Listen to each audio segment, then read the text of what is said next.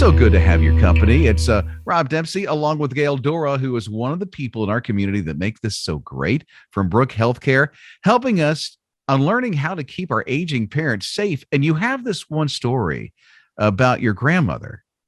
I do. I do. This is very near and dear to my heart. Uh, Several years back, I don't want to age myself, but it's been a couple of years back, my grandmother had come home from the doctor's office earlier that day, and she lived alone, of course, laying in bed. I think it was about 2 a.m. in the morning, and she hears knocking on the back door. Of course, she's not going to answer the door. And a few minutes later, she hears glass breaking. And she jumps up out of her bed, runs to the guest bedroom, and slides under the bed of the guest bedroom. And so she knows by sight and sound that it's two men. And they do a little bit of walking around, and she can't understand much of the words. It's muffled talking. They end up taking her purse and her medication. So they walked by a lot of other things in the house that could probably be pawned or sold elsewhere. They only took her purse and her medication. They leave. She gets up, she sweeps up the glass, she shuts the door, she locks it, she goes to bed. She calls my mother the next morning about 9 o'clock in the morning after breakfast, and she just casually says, "Somebody broke in the house last night." And my mother just freaks out because my grandmother does not get scared very often, is not, a spooked person.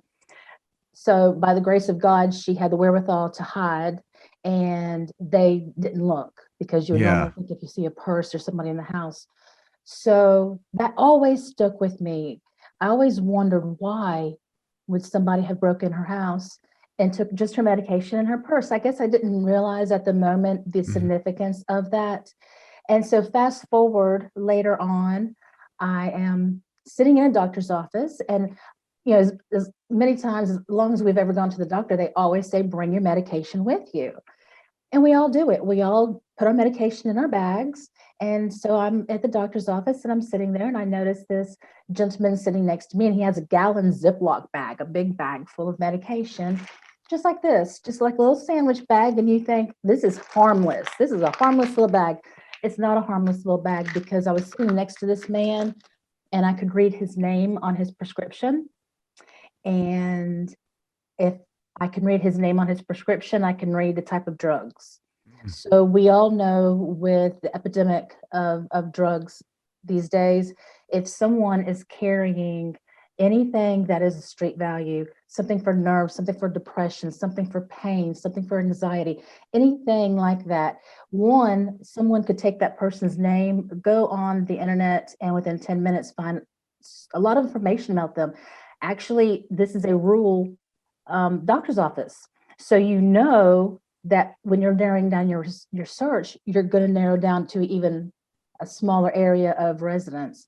Not only that, if it's a lot of medicine, could be accosted in the parking lot, Mm. followed home. So this little bag is extremely dangerous because it gives out too much information.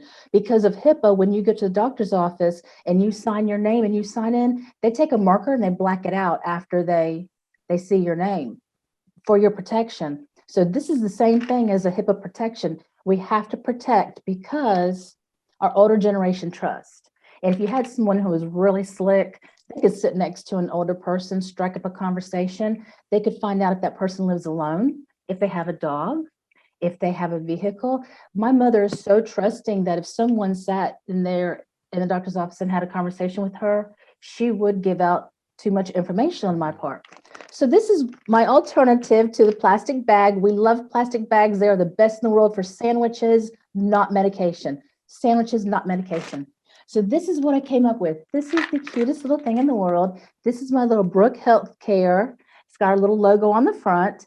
It's a zip top, has zip closure, not zip, it's a little full closure. Or you can carry it as a little bag.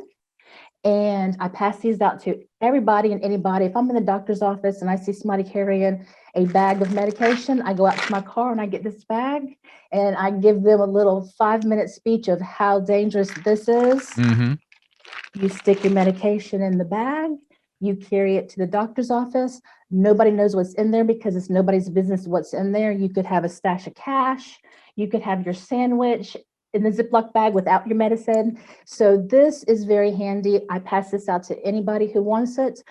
And as many places as we go, they also have the reusable shopping bags. Those work wonders. Turn that into a little purse at the doctor's office. Mhm. Something that's very near and dear to my heart. Please tell everybody you know, stop putting your medication in clear bags. Very dangerous. And it's not something that a lot of people think about until it's too late, until somebody follows you home and steals your purse and your medication. And it's such a simple thing and so impactful. And that's going to keep our aging parents really safe. I know you've got some other tips that you'll share with us in another episode, but that's a very valuable thing that you have right there. So simple to do and so impactful to keep our aging parents safe. Yes, very important. We have all the info and links to Brook Health Care right here on the show after the show page. And be sure to join us for another episode.